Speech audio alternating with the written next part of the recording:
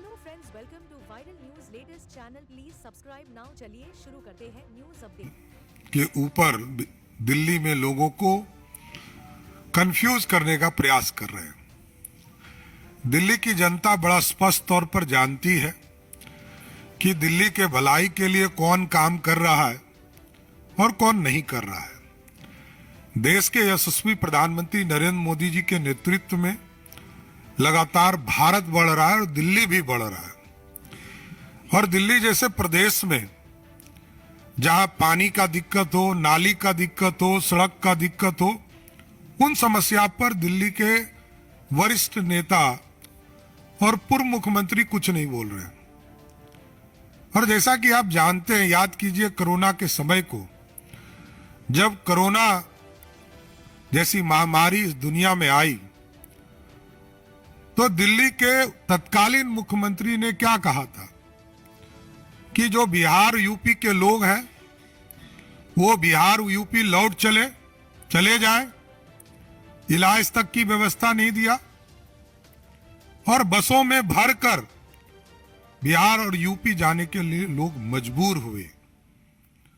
और आज लोग ये गलतफहमी फैलाने का प्रयास करते हैं कि पूर्वांचल के इशू पर रोहिंग्या और बांग्लादेशियों से जोड़ने का प्रयास किया जा रहा है, जबकि उनको पता होना चाहिए कि हमारे राष्ट्रीय अध्यक्ष जगत प्रकाश नड्डा जी बिहार की धरती पर ही उनका जन्म हुआ, पले हुए और आगे बढ़कर पूरी तरह इस देश की राजनीति में आए, हिमाचल का प्रतिनिधित्व करते रहे और जिस बिहार में जन्मे हो उस पूर्वांचल के लोगों के विकास के लिए, उनके सम्मान के लिए, उनकी समृद्धि के लिए लगातार जेपी नड्डा जी काम करते रहे।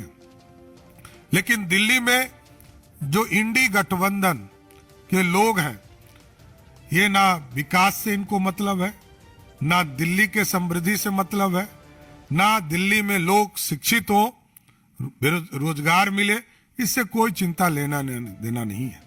इसलिए आज बड़ा स्पष्ट तौर पर मैं आग्रह करने आया हूं दिल्ली में रह रहे पूर्वांचल के लोगों से, इन लोगों से सावधान रहने की जरूरत है और इन लोगों को करारा जवाब देने का समय आ गया। 10 साल 12 साल से दिल्ली में सरकार बनाकर कोई काम दिल्ली की जनता के लिए इन लोगों ने नहीं किया है।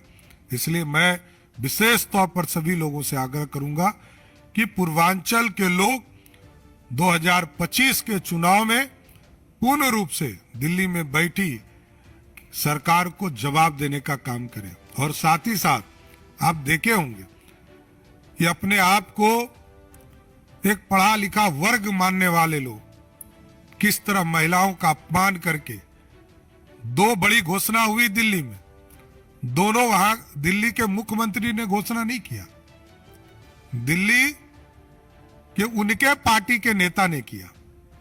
ये अपने आप में महिलाओं का अपमान है। महिला शक्ति को आगे बढ़ाने का काम जो नरेंद्र मोदी जी कर रहे हैं, ये सारी पार्टियां एक तरह से अपमानित करने का काम कर रही है। धन्यवाद। कोई प्रश्न हो तो आप पूछ सकते हैं। पहले इस पर कोई सवाल हो तो विनीत झा।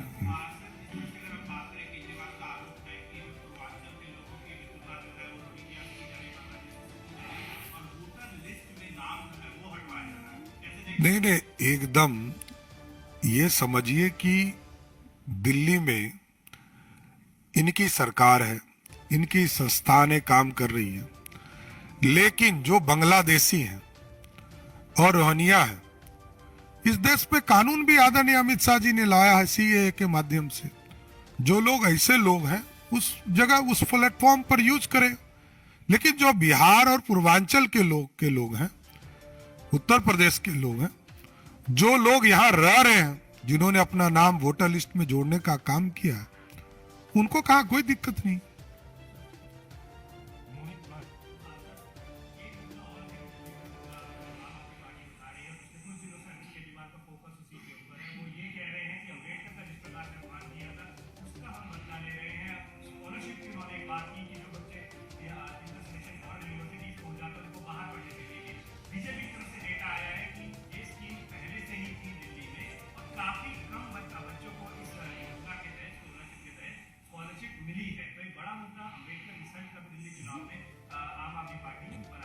देखिए, आम आदमी पार्टी को तो पहले ये बताना चाहिए ना, जिस इंडी गठबंधन में है वो कांग्रेस पार्टी आजादी के बाद सभी जब भी संविधान में संशोधन करके दलितों के सम्मान को बढ़ाने का काम किया गया, पिछड़ों के सम्मान को बढ़ाने किया गया, उच्च समाज में जो गरीब वर्ग है उनको आरक्षण देने का काम किया, सब बार विरोध करती रही। इसलिए इस देश में केजरीवाल साहब को पहले यह बताना चाहिए में बाबा साहब भीमराव अंबेडकर के नाम पर स्कॉलरशिप देंगे, तो ये अत्यंत ही दुर्भाग्यपूर्ण था। इसको तो पहले शुरू करना चाहिए था। और ये आज देश में गरीबों को, दलितों को, पिछड़ों को पढ़ने का पूरा अधिकार देश के यशस्वी प्रधानमंत्री जी दे रहे हैं। यह कोई नई योजना नहीं है। इसलिए ये पूर्ण रूप से कंफ्यूजन करने वाला व्यक्ति है। इस देश में पूरी तरह कंफ्यूज लोगों का जमावट है। और साथ ही साथ मैं तो यही पूछना भी चाहता हूं आपके माध्यम से, रोगैनिया हो, बांग्लादेशी हो, इसके लिए केजरीवाल जी को दर्द क्यों हो रहा है? ये लगातार इनको इसी का दर्द होता है। जो भारत तोड़ने वाले लोग हैं उनसे ही लोगों की ज्यादा दोस्ती होती है। यह सबसे बड़ा चिंता का विषय।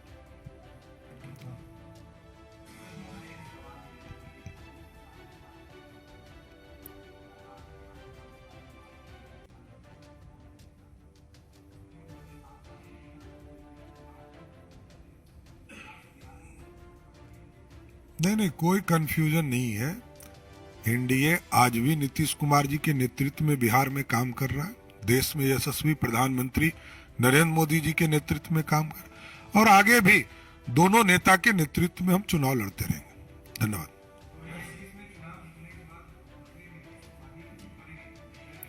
देखिए, 2020 में हम लोगों ने घोषणा करके चुनाव लड़ा और आज तक मुख्यमंत्री हमने नीतीश कुमार जी को ही माना है। आगे भी नीतीश कुमार जी और नरेंद्र मोदी जी के नेतृत्व में ही चुनाव लड़ेंगे।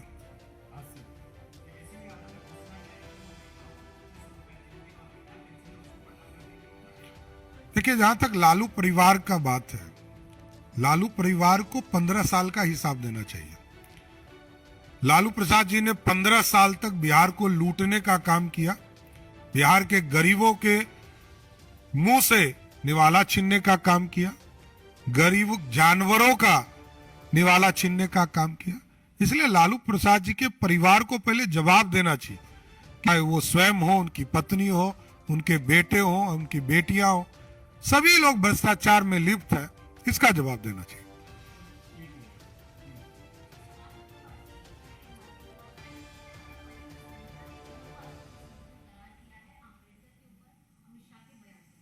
देखिए, ये मानसिक रूप से जो बीमार लोग होते हैं उसी तरह का बयान देते हैं।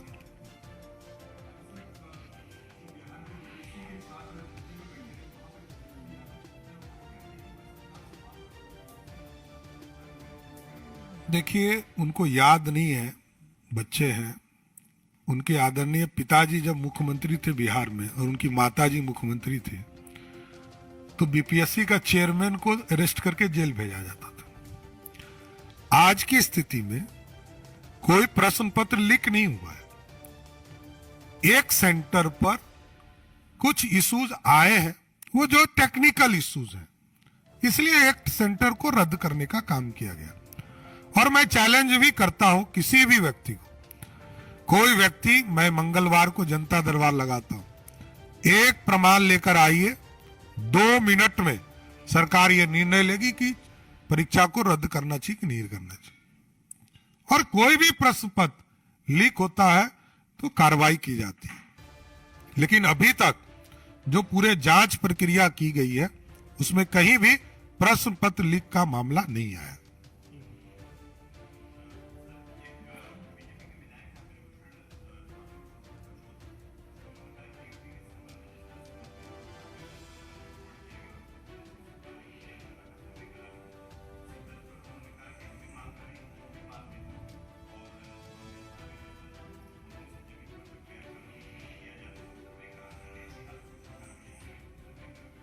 ये उनका व्यक्तिगत बयान है, पार्टी इस पर अभी विचार नहीं करती है। अमितेश, एक मिनट कम ले।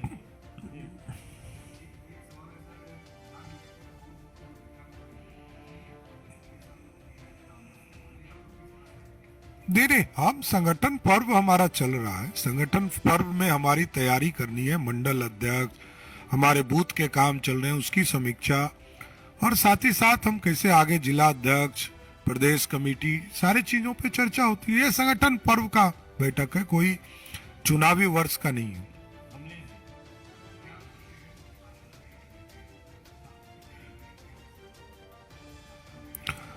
देखिए, कांग्रेस पार्टी को दिल में दर्द है और इसका इतिहास भी है। जितनी भी सरकारें उन्होंने बनाई कांग्रेस छोड़कर, किसी को 1 साल पार नहीं करने दिया। चाहे वो चंद्रशेखर जी की सरकार हो, चाहे वो चौधरी चरण सिंह जी की सरकार हो, सबकी सरकारों को गिराने का काम कांग्रेस इसी के लिए करती है। यूनाइटेड फ्रंट की सरकार हो, क्योंकि उनको ये दर्द है कि कोई दूसरा व्यक्ति सत्ता में नहीं बैठे, हम ही बैठेंगे। और आप देखिए, आजादी के 75 वर्षों के बाद जिस पार्टी ने 55 साल तक सत्ता भोगा हो, वो प्रश्न पूछ रही है। यही सबसे बड़ा दुर्भाग्य है।